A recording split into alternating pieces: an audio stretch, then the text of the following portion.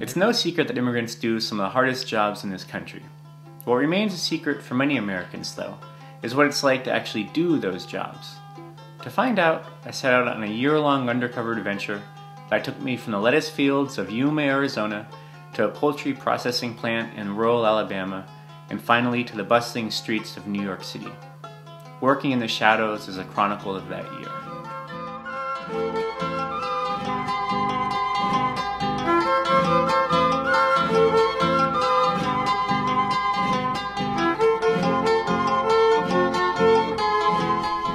During the winter, farm workers in Yuma harvest 12 million heads of lettuce a day. Each person in my crew could be responsible for stooping down and cutting more than 3,000 heads during a single shift. In the beginning, I kept falling behind, and it wasn't until my 6th week that I finally began to keep up. Whenever I lagged, the foreman, who was actually a pretty nice guy, had this very aggravating tendency of standing super close. I'd be huffing and puffing, feeling squeezed between two other cutters and dealing with sweat rolling into my eyes.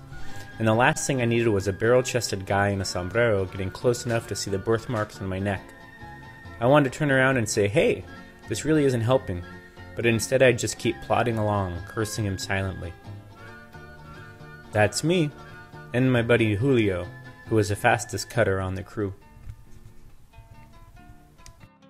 In Alabama, I got a job working the graveyard shift at a chicken plant owned by Pilgrim's Pride, and was lucky enough to find a vacant trailer nearby to rent.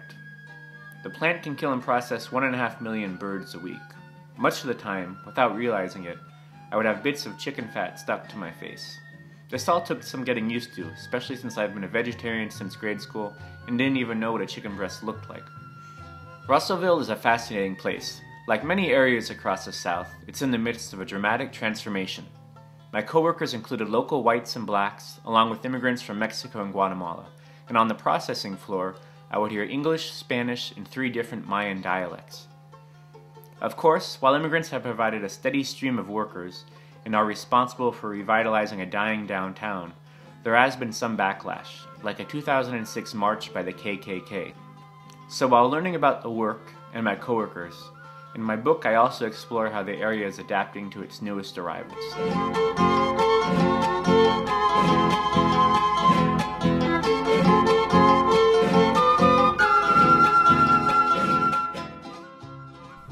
After surviving lettuce and poultry, I was excited to work in Manhattan's flower district, figuring it would be, well, like a flower shop, pretty, colorful, and pleasant smelling.